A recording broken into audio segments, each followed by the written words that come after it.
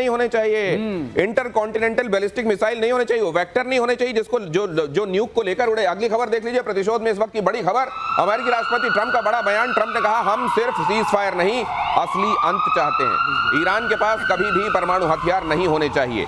ये बड़ी बातें हैं जो चल रही हैं और ये ईरान, मिडिल ईस्ट और वर्ल्ड ओवर जो चीजें हैं उनको किस दिशा में ले जाएंगी।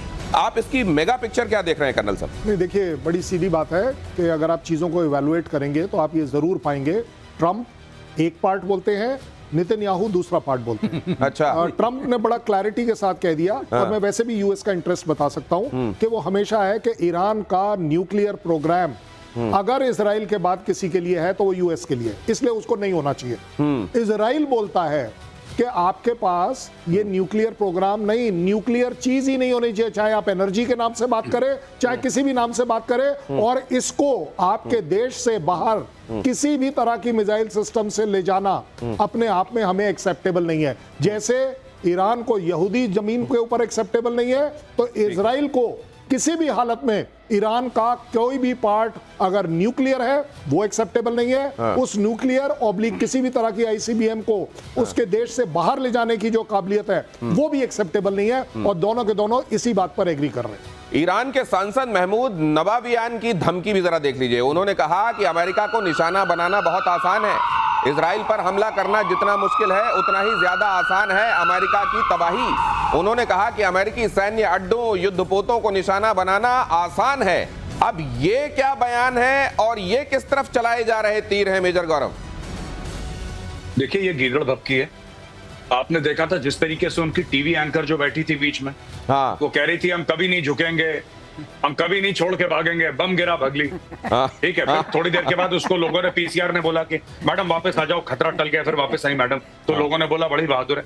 देखिए, ये सब इनके बयानबाजी कर रहे हैं लोग। एक बयानबाजी आपको पता है पाकिस्तान ने भी करी थी कल, जिसके बारे में हम लोग आपकी शो में डिस्कस कर रहे थे। पाकिस्तान ने बोला कि हम न्यूक्लियर मार देंगे, फिर जब बोला अच्छा तुम मार दोगे, कह रहा मैं मजाक कर रहा हूँ। तो ये सब देखिए, ये सब कोरी बयानबाजी है, इनको भी पता है। ट्रंप ने पहले दिन क्या बोला था, तुम्हें इजराइल के साथ जो करना है करो, अगर तुमने अमेरिकन एसेट्स या तुमने अमेरिकन पे हमला करा फिर देख लेना, तुम फिर देखना। और अगर ये करते हैं ऐसी बेवकूफी अमेरिका को छेड़ने की, तो इस बार ट्रंप और Netanyahu they are absolutely on the same page. कौन से सेम पेज है? Number 1, they will not have, Iran will not have any nuclear weapons और nuclear anything for that matter. अरे ईरान को तो पहला न्यूक्लियर रिएक्टर अमेरिका ने दिया था 60s में। 5 मेगावाट की जनरेशन इलेक्ट्रिसिटी के लिए अमेरिका सप्लाइड द रिएक्टर। उसको क्या पता था कि बाद में चल के वहां पे 1979 में रेवोल्यूशन हो जाएगा और ये जितने भी पागल हैं ऊपर आके ये सब लोग हथियार बनाना शुरू कर देंगे। That was never the intent. बहरहाल ये सीधी सीधी बात है, ये जाने वाले हैं बहुत जल्दी। ये जो धमकियां दे रहे हैं ना, दे आर ऑल गोइंग, ये सब के सब जाएंगे।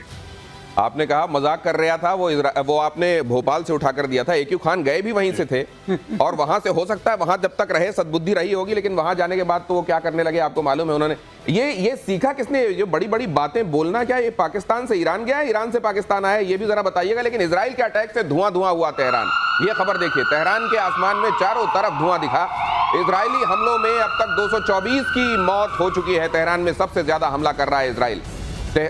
तेहरान पहचानने लायक रहेगा क्या कुछ दिनों बाद? ये भी एक बड़ा सवाल है। ईरान के टीवी स्टूडियो पर इजरायली अटैक, जिसका जिक्र अभी मेजर गौरव कर रहे थे, न्यूज पढ़ते वक्त हुआ मिसाइल अटैक, और उस समय वो मोहतरमा यही कह रही थी हम किसी से नहीं डरते, और स्टूडियो छोड़कर भाग खड़ी हुई। इजराइल ने दी थी स्टूडियो खाली करने की चेतावनी। इजराइल ने पहले ही कहा था ये प्रोपेगेंडा, ये जो चैनल है यहाँ का, ईरान का, यहाँ पर ये प्रोपेगेंडा मत चलाओ। ये देखिए, ये जैसे ही वहां पर करीब एक मिसाइल गिरी, ऊपर से कुछ झड़ता हुआ सा दिखाई दे रहा है, उसके बाद मैडम चल नहीं वहां से, और कहते हैं पता नहीं, मेजर साहब ही बता रहे हैं कि थोड़ी देर बाद वापस लौटी। हाँ, ये वापस लौटी थी थोड़े समय के बाद, और ऐसा मैंने सुनने में आया कि इसकी पाकिस्तानी मीडिया में बड़ी तारीफ हुई है कि देखो कितनी बहादुर हो रहा था। अब पता नहीं लौटी कि नहीं लौटी, वहां पे भी आप जानते हैं फेक न्यूज फैक्ट्री है। हाँ। लेकिन fact of the matter is कि ये सारे के साथ, ये देखिए, ये भाग रही है। ये ऐसी करते हैं ये लोग, ये ऐसे ही करते हैं। पहले बड़ी बड़ी बातें बोल देंगे, हम तुम्हें नहीं छोड़ेंगे, हम बर्बाद कर देंगे, फिर किसी ने हल्की सी हूल दी, सब भगे वहां से। पाकिस्तानी तो ऑल्सो लाइक दिस। आपने नहीं देखा पाकिस्तानियों को? वो भी यही करते हैं, हम मार देंगे न्यूक्लियर मिसाइल टेल अवीव। ये वाला आर्ट किसने किससे सीखा है? मुझे नहीं, इस आर्ट के जो फादर है वो तो पाकिस्तान ने तो ये पूरी कोशिश की कि ये कला उनके देश से बाहर जानी नहीं चाहिए। चली कैसी गई? चले वो न्यूक्लियर सीक्रेट है भाई साहब। अच्छा, अगली खबर देख लीजिए। ईरान को पाकिस्तान ने दिया धोखा, ईरान को नहीं दी जाएगी एटमी सहायता। इशाक डार ने कहा, संसद में पाकिस्तान के विदेश मंत्री इशाक डार का बयान। ईरानी जनरल ने किया था दावा, अगर इजराइल ने ईरान पर परमाणु हमला किया तो पाकिस्तान भी इजराइल पर परमाणु हमला करेगा। ये जब आप सुन रहे हैं, ये इतने बड़े लतीफे की तरह सुनाई दे रहा है कि पेट में हंसते हंसते बल पड़ रहे हैं। मेजर गौरव, ये कुछ दिनों में कहीं किसी ऊंची जगह पर खड़े होकर चिल्लाने लगे, कसम खुदा की झूठ बोला ईरान ने। भाई बिल्कुल, देखिए ये क्या है, ये बोल देते हैं पाकिस्तानी, लाहौरी खासतौर से, इनके ब्लड में है गोलीबाजी। ये बोल देते हैं कि हम चिंता मत करिए, हम इस्लामी बिरादर मुल्क हैं और हम आपके लिए जान दे देंगे और खड़े हैं वगैरह। नहीं, लेकिन ये कंफ्यूजिंग सिग्नल्स क्यों आ रहे हैं मेजर? वो देखिए उधर वो क्या कह रहे हैं, वो नवाज शरीफ कह रहे हैं नहीं वो हमारा बिरादर है और हमको खड़ा होना चाहिए, उसके साथ पूरे तौर पर ये होना चाहिए, वो होना चाहिए। इधर ये देख लिया आपने, ये क्या जानबूझ कर ड्रामा चल रहा है क्या पाकिस्तान में? इनका बिरादर खड़ा नहीं, इनका बिरादर पड़ा है। उसका मार मार के नेतन्याहू ने हलवा बना दिया, सारे इनके आर्मी चीफ निपटा दिए, जितने भी 2 आ रखे हैं, तीसरा आएगा उसको भी निपटाएगा। ये ऐसी है, ये पाकिस्तानी, देखिए पाकिस्तानी बोल देते हैं क्योंकि इसके पीछे भी स्ट्रेटजी है बहुत। They have to satisfy the common people of the street. जो आम पाकिस्तानी सड़क पे चलता है वो तो चाहता है जिहाद जिहाद जिहाद, तो उसको सेटिस्फाई करने के लिए देखो हम मार देंगे यहूदियों को बम। अब पता है क्या बोल रहा है ये इशाक डर? ये कह रहा है कि हो सकता है कि एआई जनरेटेड हो, ये भी हो सकता है कि एआई जनरेटेड हो। इन्होंने नहीं, वैसे इन्होंने देखिए इन्होंने क्या बोला दिनेश, मैं माफी चाहूंगा, बस 30 सेकंड लूंगा। हाँ। इन्होंने ये बोला कि साहब हम ईरान के साथ खड़े हैं, ईरान हमारा मुस्लिम बिरादर मुल्क है, हम जान दे देंगे, सर कटा देंगे ईरान के लिए, उसके साथ खड़े हैं, बताओ क्या करना है। और जैसे ही ईरान में लड़ाई हुई, भाइयों ने सबसे पहले अपना बॉर्डर बंद कर दिया कि कोई ईरानी बेचारा भाग के पाकिस्तान ना आ जाए। अब बताइए, अपना बॉर्डर बंद कर दिया। इन्होंने अपना जो सरनेम है मुझको लगता है चरितार्थ कर रहे हैं। इशाक डर आप इनको बुलाते हैं, डार की जगह डर बुलाते हैं, मेरे को लगता है वो दिखाया इन्होंने। पाकिस्तान के एटम बॉम्ब पर पूर्व पीएम नवाज शरीफ का बड़ा बयान। पाकिस्तान के एटम बॉम्ब जंग के लिए नहीं है, नवाज शरीफ ने कहा। पाकिस्तान के एटम बॉम्ब शांति के लिए हैं, शरीफ ने कहा। हालांकि नवाज शरीफ ने कहा कि ईरान पर इजराइल ने ज्यादती की है। ये 2 तरह की बातें कर्नल साहब क्या है, ये शांति के लिए है? नहीं, एज फार एज जो शहबाज शरीफ साहब और नवाज शरीफ साहब कुछ बोलते हैं ना, वो बड़ा सीरियस मामला होता है। मुझे याद है कि जब लोग नौकरी ढूंढने शहरों की तरफ आते हैं सर, तो बहुत सारे लोग जिनको नौकरियां नहीं मिली तो जरूर बताते हैं कि हमारी बहुत जमीन है, बहुत खेती बाड़ी है। ये एटमी मुल्क है, एटमी मुल्क है, और फिर शांति के लिए क्या बताना चाह रहे हैं? नहीं, देखिए बड़ी सीधी बात है। 10 तारीख से पहले तो ये बड़ा एग्रेसिव बम था, हाँ, इस्लामिक बम था, हाँ, सब जगह अवेलेबल था, हाँ, हमास के लिए भी अवेलेबल था। ये 6 से 10 के बाद से ये पॉलिसी चेंज कब हुई? ये नई डॉक्ट्रिन कैसे आ गई?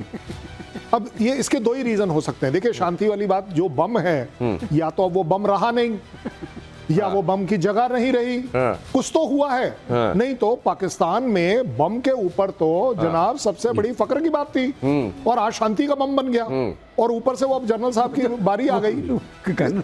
शालिन जब बोल रहे हैं, पहले तो चौकों पर सजाने के लिए रखे थे। हाँ। रेल मंत्री, जेल मंत्री, तेल मंत्री सभी बोलते थे, सब बोल रहे थे कि चौकों पे सजाने के लिए नहीं है, हाँ, हमारे दिखाने के लिए नहीं है, पाव पाव भर। लेकिन अब वो कह रहे हैं हाँ सजाने के लिए है, अब सजाने के लिए नहीं। और दूसरी बात, मुझे एक चीज और लग रही है कि ये शांति का प्रतीक तो कबूतर होता था। ये शांति हमारे बम शांति के लिए, मतलब क्या कबूतर रखे हैं क्या वहां पर? यही मैं कह रहा हूँ, बम कुछ नहीं, कबूतर है। सर तो कब से बोल रहे हैं, 1 महीने से सर यही तो बात बोल रहे हैं कि इनके चलने नहीं वाले फ्रॉड है सबका सभी।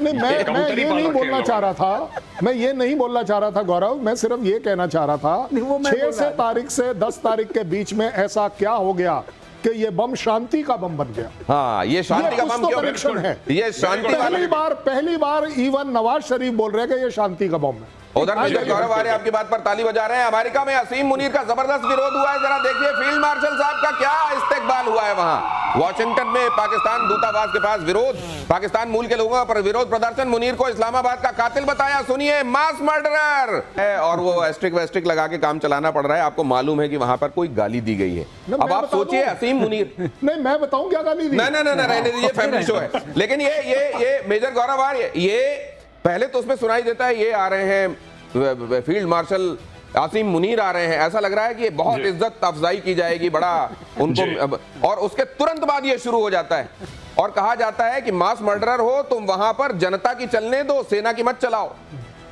अरे साहब, ये जो इशाक डर जिसके बयान का आप हवाला दे रहे थे, उसको भी तो चोर